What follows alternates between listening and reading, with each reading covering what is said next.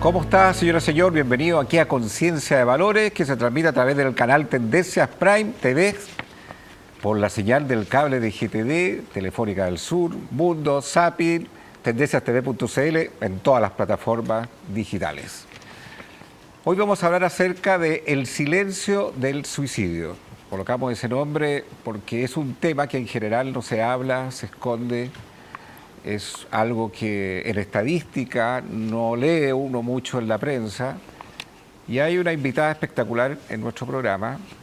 Ella vivió la experiencia triste del suicidio de un hijo y a raíz de esa experiencia crea una fundación en honor a él, se llama José Ignacio, aquel hijo en el cual pasó por este triste episodio. Y nos complace tener en este programa en Conciencia de Valores a Paulina del Río. Gracias por estar aquí y aceptar el desafío de contar tu testimonio de vida y todo lo que nos puede enseñar en un tema que no se habla muchas veces. Muchas gracias, Agustín, por la invitación y gracias por estar con estos invitados tan importantes. Le damos la bienvenida nuevamente a Claudia Nogueira. ¿Cómo está usted? Muy bien, Agustín, un gusto de verlo. ¿Usted vino de luto? No. No. Es para variar nomás. Los colores. Todos los colores bienvenidos. Un amigo de la casa de muchos años en este programa, el psicólogo Giorgio Agostini. Piacere. Forza Italia. Forza Italia siempre, y además el negro puede ser también elegancia. Así que, gracias. por favor.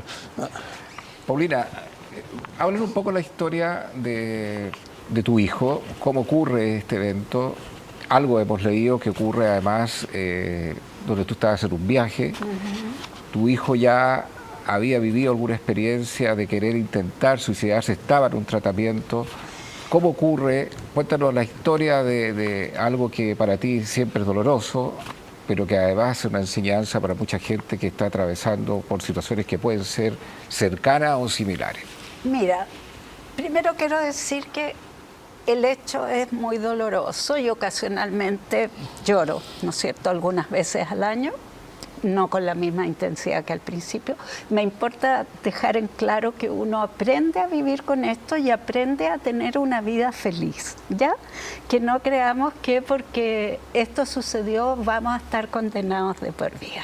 La historia de José Ignacio, a los 14 años, mostró signos de depresión y lo llevamos a psiquiatras, psicólogos, pero no quiso él seguir, tuvo unas 3, 4 sesiones y no quiso seguir. Él descubrió para qué eran los remedios y en ese tiempo se usaban otro tipo de remedios y no quiso seguir más. Te interrumpo en el ¿Sí? camino. ¿Esa depresión cómo se manifestaba? Se encerró mucho, se aisló. Él era introvertido, pero se aisló mucho más, no quería ir a ninguna parte, estaba muy irritable, se le veía distinto, eran cambios que duraban cierto tiempo y que no había cómo sacarlo de ahí con solamente la ayuda de su madre, su padre, sus hermanos, etcétera, ¿ya? Y eso pasó, y a los 19 años, cuando estaba en segundo año de universidad, él volvió a enfermarse. Ya hubo un gatillante que lo llevó a caer de nuevo en una gran depresión y era la época de vacaciones, así que fuimos de vacaciones y ahí tuvo un episodio maníaco muy importante. Pasó 4 días casi sin dormir, en fin, que hubo que llevarlo de urgencia a una clínica. En fin. Entonces, cuando lo llevamos a urgencia, nosotros estábamos en otra parte, volvimos a Santiago, lo llevé a la urgencia y como que no me hicieron mucho caso con el tema de la manía, ¿ya? Y se le trató por una depresión. Hoy, tengo 2 sobrinos psiquiatras, hoy sabemos que él era bipolar. Exacto. Doctor, por supuesto. Se me salió. No dice que bipolar. Otro de mis hijos también tiene bipolaridad, pero no en la misma magnitud de mi hijo José Ignacio, ¿ya? Entonces... En toda esa historia, él manifestó en algún momento que no deseaba vivir, exacto, que quería quitarse la vida. ¿Dio señales de eso? Al principio, ya estaba cerca de los 20 años, al principio me dijo, por ejemplo, ¿y para qué planeáis las vacaciones del otro año si yo a lo mejor no voy a estar? Y yo sabiendo que estaba con psiquiatra, psicólogo, medicamentos, diagnóstico de depresión, ¿tú crees que se me pasó por la cabeza pensar que me estaba anunciando, que me estaba pidiendo ayuda? No. Y después, cuando faltaba como un mes para que muriera, me dijo, me voy a matar. Instintivamente, yo tenía experiencia, además porque yo sufrí muchas veces de depresión, instintivamente lo llevé a su psiquiatra, a su psicóloga y le bajaron el perfil. No, señora, váyase nomás a su viaje porque el niño se va a sentir culpable si usted no se va a su viaje por cuidarlo a él. Bueno, llevo 19 años casi sintiéndome culpable porque el día que yo me bajé del avión, José Ignacio ya estaba muerto. Entonces, lo importante es, creo, que él, él avisó. Cuando sabes la noticia, ¿qué pasa contigo? Bueno, yo me bajo del avión, venía con mi hijo chico de 11 años, me bajo el avión y ahí en la policía, donde no hay nadie más, estaba el papá de José Ignacio y me dijo que José Ignacio había tenido un accidente, pero a mí no se me ocurrió si lo habían atropellado, había chocado, no lo pensé. Le pregunté, ¿se trató de suicidarse? Sí, me dijo. ¿Está vivo? No. Y la verdad es que mi reacción fue caer al suelo. No, las rodillas no me sostuvieron y de ahí para adelante es un poco vago porque me empastillaron muchísimo.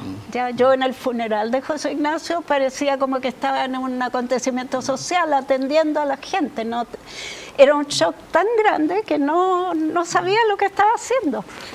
Al escuchar esta historia, Giorgio, que la puede estar viviendo una familia que están viendo en este programa, la misma pregunta va para Claudia.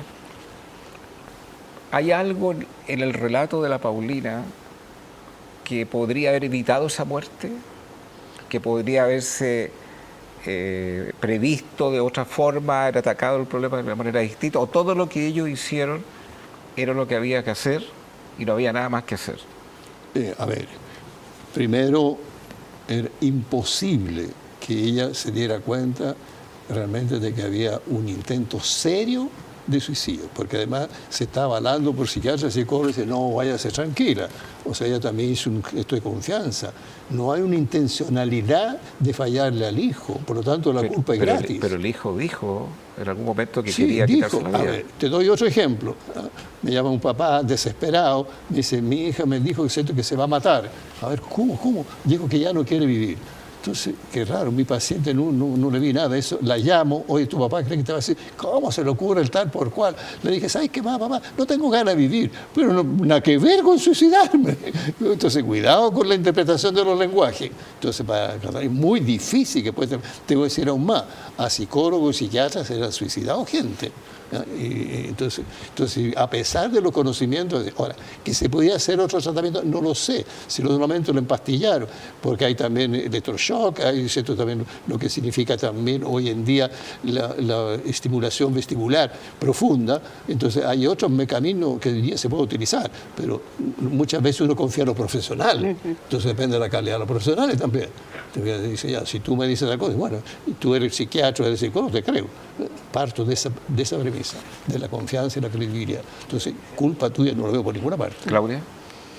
Sí, si bien tiene razón Giorgio en decir eso, la verdad yo estoy muy contenta, Paulina, que estés hoy día en este programa, que nos acompañes. Seguramente en la casa la gente va a estar viendo con interés este programa, porque este es un tema bien invisibilizado, que se habla muy poco.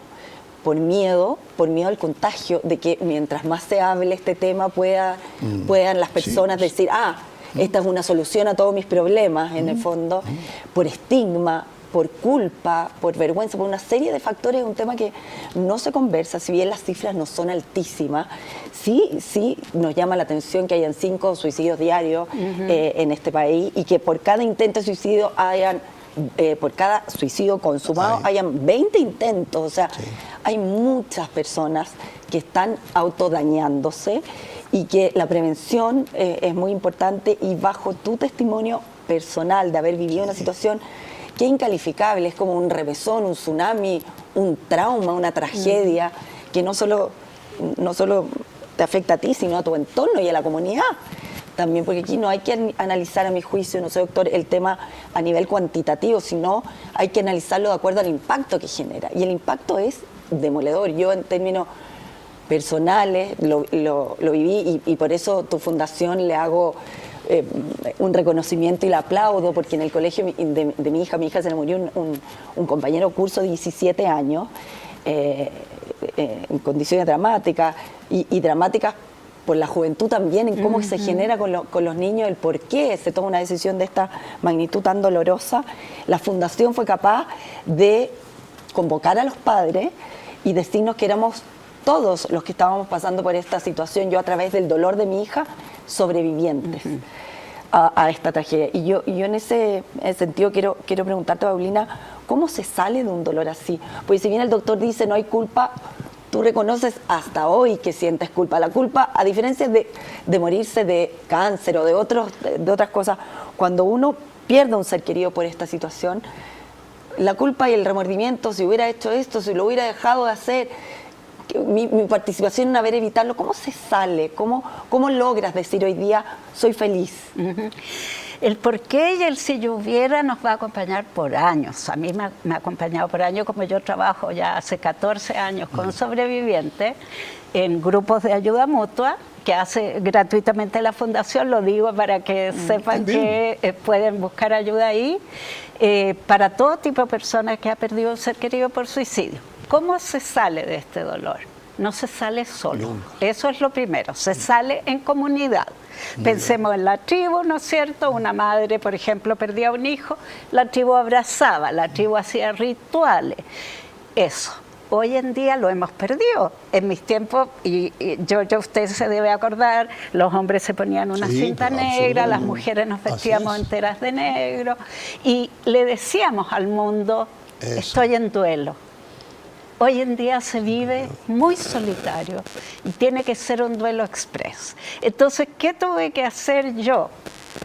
Bueno, primero recogerme con cucharita, porque fueron 3 años que mi hijo menor dice, la mamá lloró 3 años seguidos. Y es verdad, no solo lloré, grité, me arrastré por el suelo pidiéndole que volviera. Iba al lugar donde él murió y le gritaba, lo retaba, en fin. Pero busqué ayuda en todas partes. No me preguntes qué fue único, porque no hay algo único. Busqué ayuda. Con una suerte que no me puedo convencer, en esos años, era el 2005, encontré un grupo de mamás que habían perdido un hijo por suicidio. Una persona de la familia me ensartó en ese grupo. Fui varias veces, medio año, casi un año, y fue un alivio para mí tremendo saber que no estaba sola, saber que a otras mamás también les había pasado, que yo no era la única, y que tenían los mismos sentimientos, las mismas preguntas. ¿Y en qué momento la culpa se va? No se va. ¿Siempre está presente? No se va. Mira, he acompañado, porque no, lo mío no es una profesión, digamos, he acompañado a tanta gente. ¿Y qué pasa con la culpa? ¿Qué pasa con la pena? Porque las otras emociones van pasando mucho más rápido. Usted, que el experto, sabrá que son como más manejables, la angustia, la ansiedad, y hay más medicamentos y cosas, pero la pena, esa pena que te desgarra el alma, la culpa, yo creo que no se va, sino que uno aprende a respetarla, está ahí. Cuando estoy muy estresada, cuando estoy muy cansada, cuando estoy muy triste, de repente aparece 3 veces al año, ¿ya? Y le digo, perdóname, José Ignacio, porque no estuve ahí. No porque yo hubiera podido evitar su muerte probablemente, y en ese tiempo que no sabía nada tampoco, y que yo también estaba mal, no habría podido seguramente, pero sí habría estado ahí. Tomándole la mano. Te conozco un testimonio, tuvo Kiko Colegrán, puede haber sido unos 20 años atrás, quizá un poquito menos, en Conciencia de Valores. Él pierde un hijo y le pregunto, la reflexión de esa experiencia. Y él dice, es como dormir con una toalla mojada todos los días. O sea, el dolor siempre está. ¿Ah? Y una de las cosas que también ocurrió en el desarrollo de ese programa, que la probabilidad cuando en un matrimonio un hijo fallece en esas condiciones, es altísima la probabilidad que el matrimonio se separe. ¿Cómo viviste tú ese proceso también? Bueno, yo ahí aprendí que se separan los matrimonios que ya estaban mal. Esa fue mi propia experiencia. Y esto no es un estudio, por favor, es solo experiencia. La he confirmado con varias otras parejas que han ido pasando por los grupos. Entonces, al revés, he visto que los matrimonios que sí eran buenos se han consolidado, pero para el resto de la vida. ¿Ya? No es una condena que uno pierde a un ser querido y más encima va a perder a su pareja. No, eso no es una condena. ¿Ya? Y también lo de dormir con la toalla mojada, bueno, que me parece una excelente forma de expresarlo, pero también creo que cada uno llega a esa tragedia con su historia y con sus características personales. Por lo tanto, la forma de vivirlo va a ser muy distinta. ¿Ya? Lo mío era llorar, llorar, llorar. No, frente a eso que yo quería preguntarle al doctor, frente a lo mismo que dices tú, de cómo uno lo asume. Giorgio nomás. Giorgio, vi a tu sobrina, a propósito de un programa que hicieron en CNN sobre conciencia inclusiva, que la Mónica Rincón lo hace increíble, tocando estos temas que son tan invisibilizados de repente y no se conversan. Y en eso tu sobrina dice que José Ignacio se había enfermado de dolor y que nada alivió esa pena, ese dolor. Entonces yo me pregunto, doctor, ¿cómo puede prevenirse algo cuando uno se enferma de dolor y no hay nada que pueda aliviarlo? Sí, hay, no sé, de hecho, inclusive hace años atrás en el Ministerio de Salud hicimos un estudio completo de cuáles son las características y cómo se puede prevenir. Hoy en día tenemos factores que son previsibles. Pero quiero agregar algo aquí. Yo he visto tantas mamás, inclusive, que nacen niños con síndrome de Down. Inevitablemente se echa la culpa. Pues la mamá, por razones, si tú quieres, genéticas, entonces mamá se va a echar la culpa sí o sí, lo cual no significa que sea una culpa de real, es una cosa subjetiva. ¿Dónde está la diferencia cuando yo le digo que la culpa nunca se va? Tomo las palabras de Paulina. No sé si la culpa tendría que estar presente. ¿Qué aporta que la culpa siempre esté presente? Yo te lo voy a explicar al tiro. La culpa, y que lo te necesito claramente, es un autocastigo. Con eso sufre y dice, claro, y si yo hubiera estado aquí, si hubiera estado allá, y hace un montón de cosas para mantener la culpa como una especie de expiación de la culpa, pero sigue manteniendo porque no logra expiarla, digamos. Es una cosa permanente. Entonces, por más que yo le diga que no es culpable, igual, ¿no es cierto?, le entra por un origen y sale por el otro. Lo entiendo, pero le digo, objetivamente no hay culpa, porque no hay intención. Ahora, ¿qué pasa? Hay que explicarlo también. Cuando hijos que están en muy malas condiciones y que han tratado de llamar la atención de alguna manera y los papás no prestan atención, también hay intentos de suicidio, que no es el caso de tu hijo, que una manera de hacer sentir culpable a los papás. Decir, no, ustedes no se preocuparon de mí y miren lo que me pasa. Y hay una cosa intencional en ese caso de querer realmente crear culpa a los papás. Hay otros, en cambio, que son lo que se llama ataque histérico. Vale decir, la persona hace todo un show, pero no para suicidarse, sino para llamar la atención, y entonces me ha tocado más de una vez, que tiene un frasco de píldora habitualmente ansiolítico, que lo tiene ahí al lado, y ni una píldora adentro. Y cuando le hacen lavado de estómago, yo decía, hágale lavado de estómago. ¿Pero cómo? No, haga lavado de estómago, porque siente que tiene una consecuencia. No, hay una píldora, sé que la encuentra. Es otro tipo distinto. Permítame por lo menos dos cosas, yo soy de ciencia. Aquí la Organización Mundial de la Salud dice lo siguiente: todo individuo se causa a sí mismo una lesión o un daño con un grado variable de intensidad, cualquiera sea el grado de intención letal o de conocimiento del verdadero móvil. Y aquí quiero agregar otra cosa. Esto es una definición oficial, por eso la doy. Y también, ¿qué es lo que surge de estas cosas? Tenemos que ver algo mucho más complejo. Porque Durkheim, que además hizo una clasificación en ese minuto del tipo de suicidio, si quieres después te lo digo, Hay una cosa social muy importante. Exacto. Durkheim, ¿cierto?, responsabilizó mucho a la sociedad, que hace que algún individuo con una cierta predisposición, no todo, empiece a actuar al suicidio. Mencionemos inclusive personas de estas que se suicidaron en esta secta, que se envenenaron producto de una persona que lo convenció. Pero hay factores que son genéticos que pueden Sí, activar hay. un suicidio. Sí hay factores ¿También genéticos. ha probado eso que es así?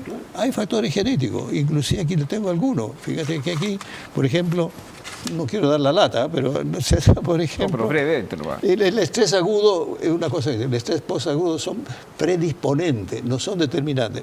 Todo lo genético, para que ustedes sepan, son predisposiciones, no son determinantes. Lo que pasa es si yo en la tierra le pongo una semilla y no le pongo agua, no pasa nada.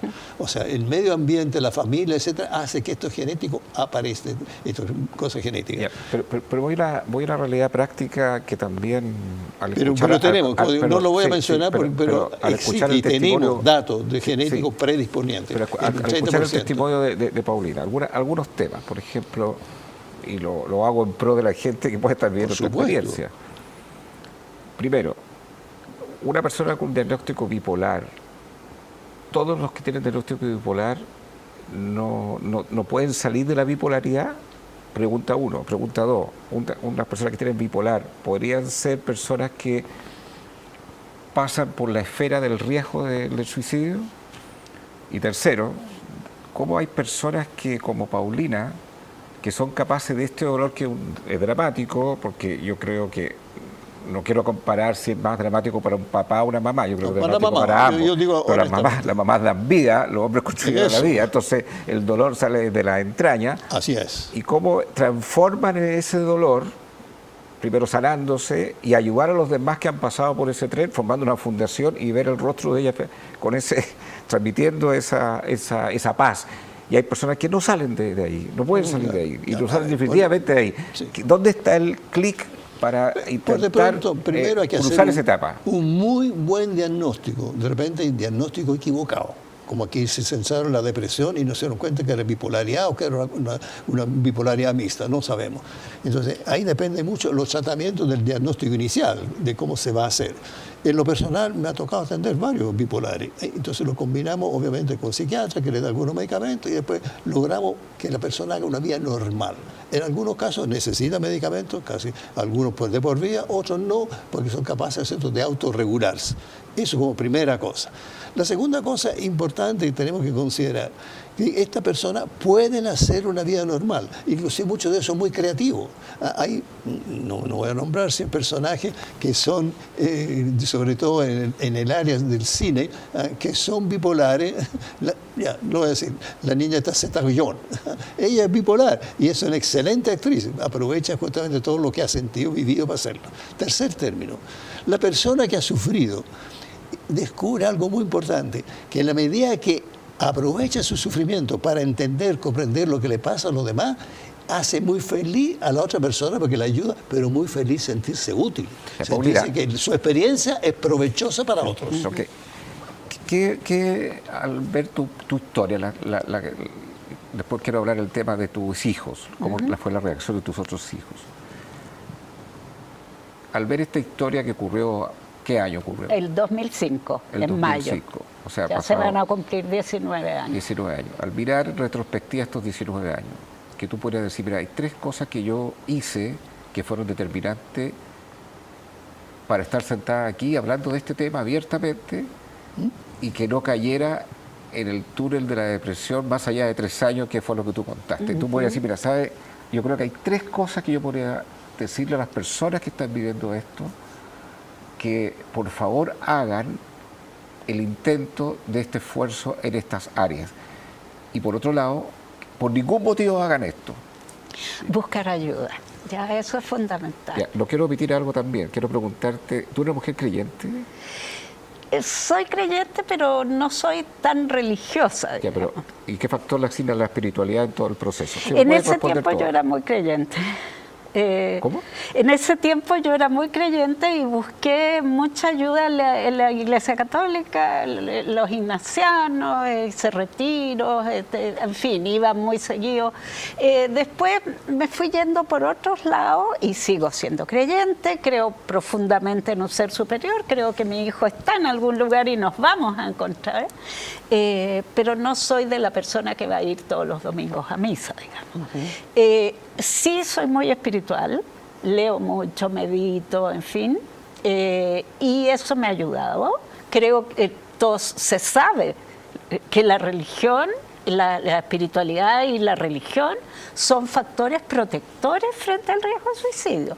Ahora, lo primero que yo tuve que hacer fue luchar contra mis propias ganas de suicidarme. Así es. Que es muy común, ¿ya? No necesariamente hacer el intento, sino pensar en suicidarse para reunirse con el ser querido, ¿no es cierto? Yo lo único que quería era estar 5 minutos con él y abrazarlo y preguntarle por qué. Después, terapia, ¿ya? La terapia que estaba siguiendo en ese momento, al año siguiente más o menos me di cuenta que no me estaba sirviendo, cambié de terapeuta. Y eso significó que ya hace como 12 años que no voy más al psiquiatra. Yo que era depresiva, según me decían, no era depresiva, vivía en ambientes que me deprimían probablemente y había tenido una cantidad de traumas espectaculares. O sea, la muerte de José Ignacio fue el peor trauma, pero no fue el único, ¿ya? Como le pasa a la mayoría de la gente. Y, ¿qué otra cosa hice? Empecé a los 2 años, empecé a escribir en blogs, donde los chiquillos buscaban métodos para suicidarse, que José había visitado ese blog, claro. Uno de ellos. Y yo empecé a escribirle, mi hijo se suicidó, él no recibió la ayuda que realmente necesitaba. Estamos hablando del 2005, tampoco culpo a los que lo trataron, porque no había tampoco, además era un problema exclusivamente biomédico, no se tomaba como un problema social, como ha dicho Giorgio. Entonces, busqué, como digo, terapia, otras terapias, y creo que tuve una fuerza que puede ser mía o que me la mandó José Ignacio. Yo prefiero creer eso, que él siempre me está cuidando, que él siempre, yo converso con él todo el tiempo, parezco loca, él siempre me está guiando, él me pone personas por delante que son las que yo necesito y las que me van a querer, me van a hacer bien, me van a ayudar. Yo cambié mi mundo totalmente. Yo me separé, empecé a estudiar diplomados en psicología, empecé a leer como loca, me compré Amazon entero sobre suicidio, pero lo que más me sirvió fue el hablar con los chiquillos, escribirnos. Yo salía de mi dolor para escuchar el dolor del otro, ¿no es cierto? Absolutamente. ¿Qué es lo que, por ningún motivo, a la gente que, insisto, que pudiese estar viendo este programa y que ha vivido el mismo dolor, le recomendaría hacer, usted por ningún motivo no haga esto? Pero antes que me lo conteste, les quiero dar un consejo a ustedes tres, una buena recomendación. Don Giorgio Agostino, ¿usted tiene auto? ¿Tiene auto? Sí, tengo auto. ¿Lo tiene asegurado? ¿Quiere bajar la prima de su seguro? Sería bueno eso. Yo creo que la mejor opción es clubdelseguro.cl. Ahí métase en clubdelseguro.cl, meta la marca de su Ferrari, ahí la mete usted, o usted tiene un Porsche, no sé qué es lo que más que tenga, y se va a dar cuenta, puedo bajar la prima 50%. Qué bueno eso. Ha subido cualquier cantidad de los seguros un día, por los robos, por el costo de los repuestos, exacto. En fin. Clubdelseguro.cl, la mejor opción al momento usted de contratar un seguro, métase ahí, clubdelseguro.cl. Segundo consejo, ¿a quién se lo doy? A Paulina le doy. Mire, hay gente que está metida en DICOM por errores que cometieron. Ajá. ¿Ah? Y piensan que nunca más van a salir del DICOM. Es como los estigmas que hay. ¿Ah? Pero existe, la ley lo permite, la quiebra individual de personas. Usted puede salir de DICOM, asistenciadeudores.cl es la solución. Los papitos corazón, por ejemplo, que tampoco pagan las pensiones. ¿Ah? La pobre señora pagando las cuentas y está desaparecido. asistenciadeudores.cl, la mejor opción al momento de tener un conflicto jurídico, un estudio jurídico espectacular, lo puede encontrar ahí para ese tipo de soluciones. Claudia Nogueira. Bueno, las mujeres no sé si hacen la mantención preventiva de sus vehículos, Ay, sí. creo que ni siquiera con Hacemos suerte el muchas cambio de más cosas de lo aceite que se tú- acuerdan. No. Las Pero- mujeres hacemos muchas más cosas de las que tú puedes llegar a No, imaginarte. ¿ah? No, pero a Sobre veces, todo en el no, siglo pero es que a XXI. veces ya la luz ya no es roja ya. No, y somos y mucho está más pasado el responsables. cambio de aceite, te le pinchan los Ya, neumáticos. todo, y una todo. pérdida de tiempo llevar el auto Eso al sí. taller. Hay una opción. Eso sí. El taller móvil Dinalco. Ah, qué Tú bueno llamas, Y te hacen te la retiran el revisión vehículo en tu técnica. casa, Eso es muy lo bueno. llevan al taller y te lo dejan en tu casa con la mantención bueno y no tiene un eso. costo adicional. Y Dinalco.cl, el taller móvil espectacular para hacer las mantenciones preventivas. Buen dato. Eso sí que es bueno porque Buen sin dato. moverme me No, escrito. el ahorro de Sí, tiempo encuentro espectacular, fantástico. así que la mejor Eso es opción, bueno. Inalco.cl. Tenemos que ir a una pausa comercial y a la vuelta, por ningún motivo, usted está viviendo esta historia durísima del silencio del suicidio, haga esto. Se lo vamos a preguntar aquí a Paulina. Vamos a la pausa comercial.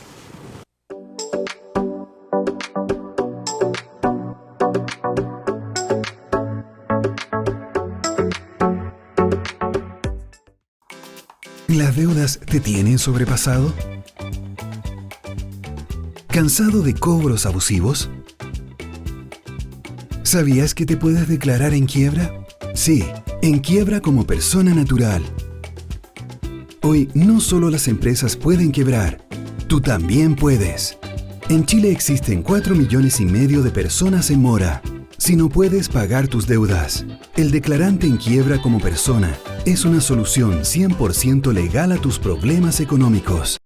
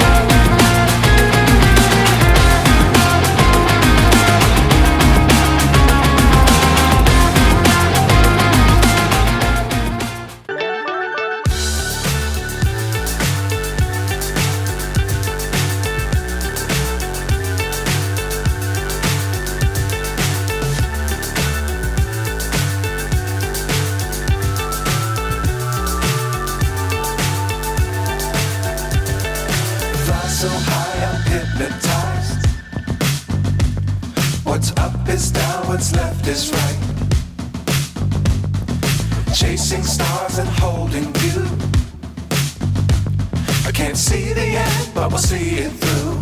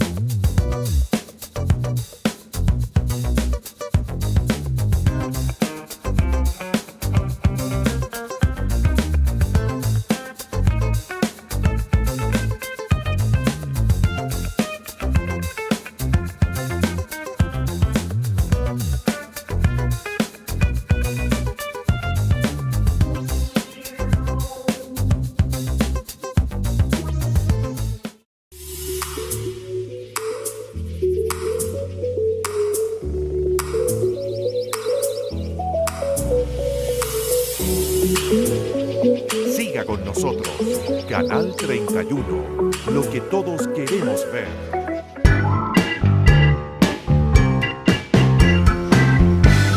usted puede ser parte de este panel y participando, siendo un protagonista a través de la red de WhatsApp, que está ahí en pantalla. Paulina, ¿qué consejo le podría dar a aquellas familias que han vivido esta triste experiencia diciendo, esto por ningún motivo usted, esto es lo que no tiene que hacer? Exacto. Yo creo que una experiencia de 20 años, tienes una fundación donde ayudas también a jóvenes, a familias que han vivido este dolor. Después vamos a hablar de eso, qué es lo que hace tu fundación, cómo se pueden conectar. Y con todo ese background, uno dice, mire, mi experiencia, hay cosas que usted no debe hacer. Estas son las cosas que no debe hacer. ¿Cuáles serían los tips? Echarle tierra, echarle cementito y hacer como que nada pasó. Y lo hemos visto incluso en padres. Yo cuando hablo de prevención, sobreviviente, etcétera, estoy hablando de amigos, conocidos, compañeros de trabajo, de estudio, familia, todo. No le echen tierra encima. Pero Esto se habla. ¿Pero qué es echar en tierra? ¿No hablar del tema? Exacto. No conversarlo. Hacer como que nunca pasó. No se habla en la familia. No se habla, se queda todo calladito, a veces se dice que la familia quiere privacidad, está bien, puede haber privacidad, pero también puede haber Perdona por las preguntas, son muy específicas y muy prácticas. En lo siguiente, por ejemplo, ¿qué es echar tierra? Alguien podría decir, oye, ¿cuántos hijos tienes tú? Y uno falleció. ¿No contar de qué falleció? ¿Es echarle tierra? No, es echarle tierra, es mucho más personal. En una misma familia puede haber alguno que necesita hablarlo mucho y no encuentra interlocutor en su propia familia porque los demás tomaron la decisión interna, quizá de eso puede hablar más Giorgio que yo, de hacer como que no pasó. Ya, pero tus hijos, por ejemplo, háblame de la experiencia de tu ex esposo y tus hijos cuando esto ocurrió. No, nosotros, por alguna razón, desde el minuto 1, José Ignacio murió por suicidio, José Ignacio tenía una depresión tremenda, nosotros pensábamos que era una depresión, no sabíamos que era bipolaridad, pero es irrelevante en este momento. José Ignacio se le recordó en una misa en su colegio, pero no en la misa misma, sino después con los compañeros de curso, que ya hacía 1 año y medio que no eran compañeros, pero que eran muy unidos.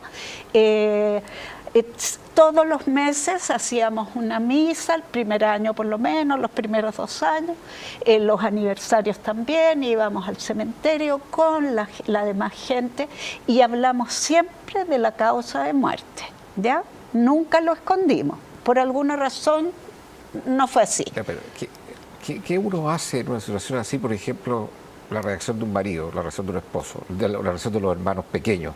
¿Qué podrías decir tú frente a ese tema? A ti, nosotros veníamos por una crisis ya matrimonial, no podría atribuir que por esto nos separamos, pero algunos sí le ocurre una crisis matrimonial producto de este tema. ¿Cuáles serían como la orientación que tú darías respecto a estos temas? Yo creo que son colaterales, pero sí, son importantes. Digamos. Es lo que yo dije al principio, cada uno llega a esta tragedia con su propia historia y sus propias características personales, ya sean características biológicas, genéticas, psicológicas, emocionales, sociales, laborales, lo que sea, culturales. Con una historia, ¿no es cierto? Entonces cada uno va a hacer su duelo de acuerdo con eso. Entonces no podemos esperar, y es muy difícil, si vamos a hablar del tema pareja, es muy difícil hacer el duelo en pareja, porque cada uno lo va a hacer distinto.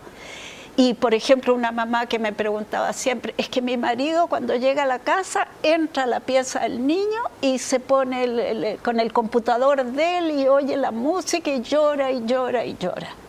Y nosotros le decíamos, qué bueno. Esa es la forma que él encuentra para conectarse con su hijo, porque está todo el día trabajando, no tiene posibilidad de expresar nada. Llega a su casa y se reencuentra con él. Entonces nos preocupamos cuando hay sospechas de depresión, ¿no es cierto? Porque el duelo no es una enfermedad. Lo que sí puede derivar en una enfermedad o que reaparezca una enfermedad que había, ¿no? Pero no es, el duelo es un problema personal y social en sí. Ya el duelo por suicidio es más complejo, pero ¿qué pasa? Que las parejas, que el duelo es muy solo, ¿ya? El duelo es muy solo, por eso mismo, por las características, por la historia. Entonces, evidentemente la pareja no va a sentir lo mismo, no va a llorar al mismo tiempo, uno no va a llorar, el otro va a llorar todo el día, uno quiere ir todos los días al cementerio, el otro no quiere ir, ¿me entiendes? Entonces se complica mucho la convivencia y ya están los dos mal. Pero yo no soy experta en terapia de pareja, así que solo hasta ahí voy a llegar. Yo quería preguntarte después al doctor dos cosas. Una, dijiste al comienzo del programa que se salía de esto, de esta tragedia y este dolor profundo, con la creación de redes, de vínculos, haciendo comunidad. Cuando uno hace comunidad, te lo voy a plantear desde dos formas. Muy bueno eso.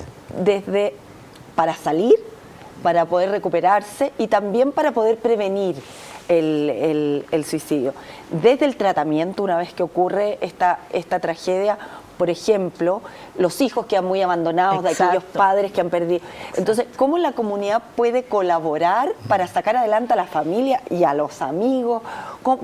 ¿Cómo se hace? Qué buena pregunta, Claudia. Es muy importante. En nuestro caso, los otros niños que tenían 17 y 11 quedaron muy abandonados. Yo caí en una depresión, me costó mucho, el padre tenía su propia forma de vivir su duelo, entonces el dolor es tan grande. Estoy hablando del caso de los hijos, no es lo mismo cuando uno pierde un abuelo que ya estaba mayor y que uno esperaba que pronto iba a morir. Exacto, igual joven. es muy traumático y muy doloroso, pero no es lo mismo, porque la protección a los otros hijos uno es incapaz, ¿ya?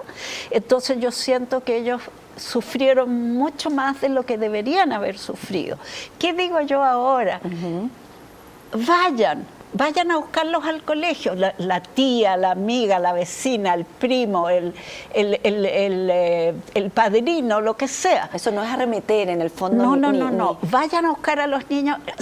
Si uno, el que tiene contacto con los niños, pues no va a llegar un extraño, ¿no? Pero ese tío que es el favorito, vaya a buscar a los niños al colegio, llévelos a tomarse un helado, estimúlelos a que conversen de la persona que murió. ¿Eso es así? Sí. O sea, ¿para ti fue importante hablar de todo José el Ignacio? rato? Y yo les digo siempre a las mamás, trabajo más con padres que con otras personas, pero siempre les digo, hablen. Cuando la hermana se aburra de escucharla, se va donde la vecina y le empiezan a hablar a la vecina. Y si no, donde la compañera de trabajo, después del trabajo. La idea, y eso Giorgio nos puede dar una clase magistral, el trauma se sana hablando. Así es. Es terapéutico. Es terapéutico. Y en ese caso habría que agregarle que nosotros hacemos terapia familiar para elaborar el duelo. Y tú dijiste algo que mucha gente no lo sabe. También en ese momento, cuando la persona pierde un ser querido tan importante, no solamente le da pena, también le da rabia y le cuesta aceptarlo. Rabia porque tú te fuiste, digamos, te mandaste cambiar, una cosa absolutamente absurda, pero se vive. E inclusive, quiero agregarle algo, a propósito, también se enoja con Dios. Una cosa legítima para que la gente no se asuste, que una cosa legítima, y después viene justamente la reacción positiva de un Dios que ayuda, etcétera, etcétera. Pero no es raro, por favor no se sienta mal, simplemente y Dios, ¿por qué tú? O bien pregunta que se hace, ¿por qué yo? Porque yo, eso es un tema que podemos conversarlo más largamente. Entonces, en esas son las cosas que tenemos como tener cuidado. Ahora, lo que tú dijiste de prevención, la prevención hay que hacerla desde muy chico, a través de lo que tú estás señalando, acercarse al niño, y lo que hemos escuchado en otras veces son el apego sobre todo del cariño de la mamá primero, sobre todo los primeros años, le da seguridad, le da confianza a sí mismo y por lo tanto el día de mañana es capaz de enfrentar situaciones difíciles con la resiliencia y no con un suicidio. Y quiero aclarar, el apego al papá también, por supuesto. Y lo que tú dijiste, la crisis en el fondo gatilló la muerte de tu hijo, pero ustedes venían de mal antes, esa es mi posición, por lo menos mi hipótesis. Entonces ahí, en la crisis donde uno ve cuán fuerte es la relación, en la crisis tú sabes. Te quiero hacer una pregunta un poco más de la gente que es creyente, ¿eh? Me acordé del testimonio de Álvaro Romina Power. Ya. Álvaro en una entrevista empieza a pelear con Dios y le dice, Eso. porque yo soy un tipo honesto, fui buen esposo, pierdo a mi hija, ahora mi esposa me abandona, peleó harto, consideraba que la situación era muy injusta para la vida que él había tenido. Así que tuvo unos momentos así casi dejó en pausa su comunicación para arriba o para abajo, como usted quiera llamarle, y después la recupera. Entonces, ¿cómo se recupera algo que uno siente que lo interpretan como un castigo y otros lo interpretan así? Es que hay una cosa. Me prefiero un castigo divino, a eso me estoy refiriendo. Pero es que hay que aclararlo, porque es una cosa también que nos enseñaron a nosotros, el castigo divino, y no es así. Dios no estoy diciendo permite que pase, así, pero no determina que te pase. O sea, Por eso es te la digo. responsabilidad personal de lo que pasa uno en la vida. No le echa la culpa a Dios si se enferma, digamos, por ejemplo. No, te estoy diciendo, en No, esa, no, te en lo esa estoy pelea, precisando, no para que ti, uno tiene. para el resto, que No, es que entiendo algunos, te lo digo como te lo dije recién, Ya, como lo dijo Albano. para el Yo resto. soy un hombre creyente, un hombre que ha sido honesto, Sí. que tenía un matrimonio, que siempre luché por mi familia, pierdo a mi señora, pierdo a mi hijo, una hija en este caso, en estas condiciones. Pero hoy uno lo ve, su testimonio, igual que el tuyo, lo ve que pudo recuperar esa fe. Y hay otros que no la recuperan. Y otra ¿no? O sea, cosa. punto. ¿Dónde está el Porque tema? logra el perdón. Hemos tratado el tema, es un tema re importante el perdón. Perdonarse a sí mismo, perdonar, no sé, todo lo que ha pasado, perdonar a la hija, en este caso que se fue, y perdonar a Dios cuando se enojó. El perdón es muy sanador en eso. Ya, Y la deja- compasión también. Sí, por supuesto. La autocompasión también. Claro, pero en Pero, ese momento perdón. deja de autocompadecerse. Dice, ya, me pasó, Paulina. me perdono a mí mismo, a lo mejor de lo que he fallado. Exacto. Tenemos más compasión por un perrito herido en la calle que por nosotros mismos. Entonces hay que Exactamente. trabajar. El duelo es un trabajo. Es un trabajo el Y no duelo, lo ¿eh? inventé, yo lo leí en un libro de Word. El duelo es un trabajo y la Alba Payás, que también habla mucho de esto, lo dice. Hay trabajos que hacer. Nos dejan, estas personas que se van, nos dejan, nuestros seres queridos nos dejan con tareas. Pero lo que yo quería contar es cuando Albano decía, ¿por qué si yo soy tan bueno y me pasa esto y trato de hacerlo mejor? ¿Por qué no? ¿Por qué no me va a pasar a Eso. mí? ¿Por qué no? ¿Por qué yo voy a ser ¿Por qué yo? excepcional? Solo ¿Por qué porque no? soy un ser humano normal, respetuoso, consciente, no me va a Oye, pasar. Y en esto, si el duelo es una pega, es un trabajo, ¿cómo estamos funcionando, Giorgio, con la política pública hoy día? ¿Cómo está asumiendo el Estado el poder ir a preparar y a prevenir una situación tan dolorosa o hacerse cargo también de esa familia, el entorno que queda destrozado? ¿Cómo está el programa de prevención Claro, hay por lo menos en esto suicidio? está en el papel. Ahora Claro, habría que yo- ver cómo se aplica. Ya tú- Porque en el papel está muy bien. Nosotros formamos parte también de hace años atrás. Entonces aquí hay una cosa muy importante. En este minuto hay que decirlo claramente. La persona en general está con sensación de incertidumbre. Pero esa incertidumbre también aumenta la crisis, aumenta eventualmente lo que está pasando, la crisis económica, la crisis de lo que está pasando hoy día con los delitos. Eso genera un ambiente de mucha desconfianza y mucha inseguridad. Y por lo tanto, tal como tú señalaste también, el Estado debería empezar a preocuparse desde los niños chicos y no desde los centros de No, ¿y la cómo universidad. detectar población joven? Sí. Chile es el país en que la primera causa de muerte de jóvenes de 20 a 24 años es el suicidio. Entonces, ¿cómo el Estado detecta a aquellos que están con crisis suicida y Mira, hacerse cargo?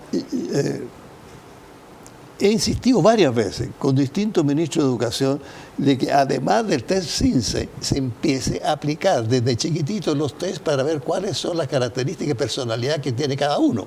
Porque hay personalidad obsesiva, personalidad depresiva, entonces tú sabes que el obsesivo y el depresivo de ciertas características puede incurrir en un suicidio en determinadas circunstancias. Entonces, pero tenemos que conocerlo, no conocemos nuestra población.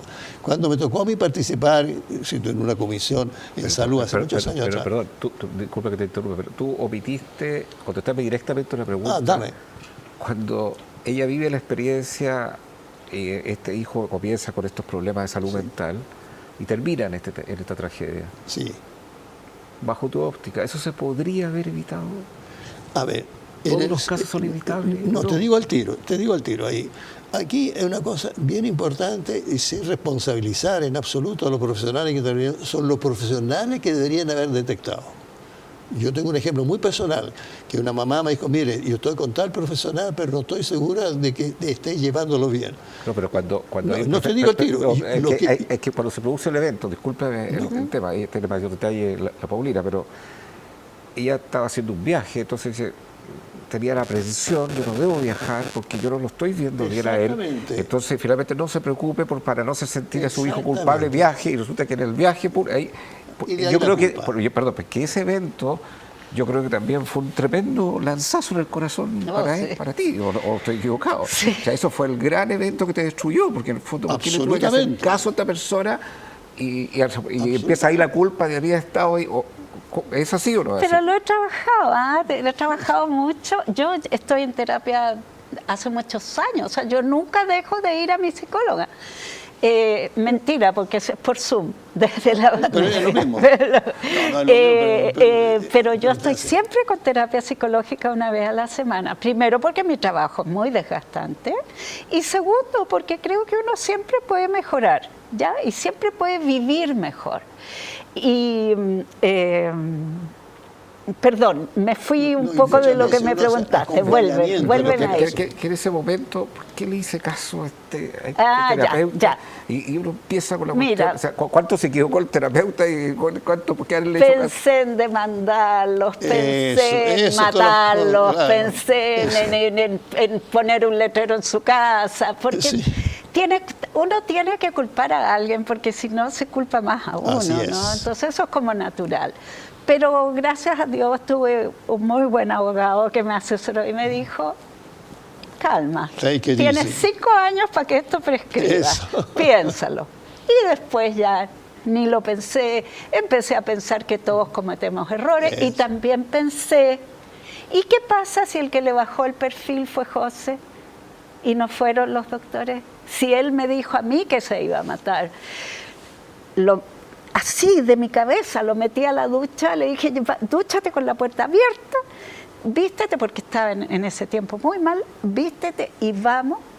Y en el camino dijo, estoy elucubrando, ¿no? En el camino dijo, mi mamá me va a querer internar, los doctores me van a querer internar.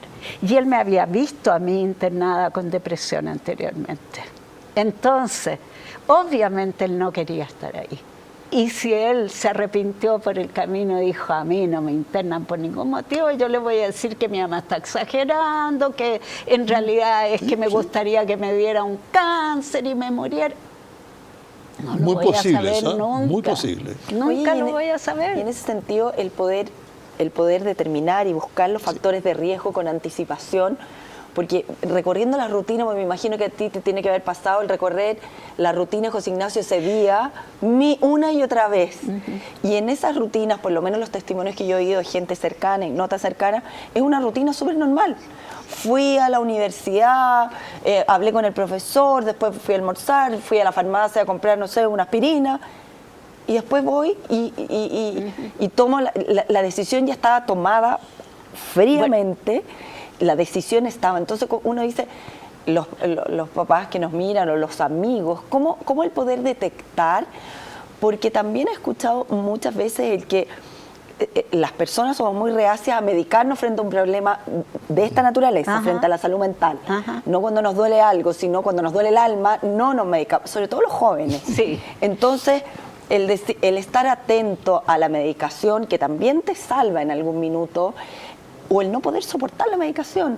Por ejemplo, a lo mejor José Antonio y otros que conozco yo no pudieron frente a un diagnóstico soportar el tener que medicarse para toda la vida. Entonces, volviendo a la comunidad y a los factores de riesgo, ¿cómo poder determinar esos Mira, factores de riesgo? nos queda lamentablemente casi 2 minutos de programa. Yo te interrumpí a ti cuando le hice los errores del profesional.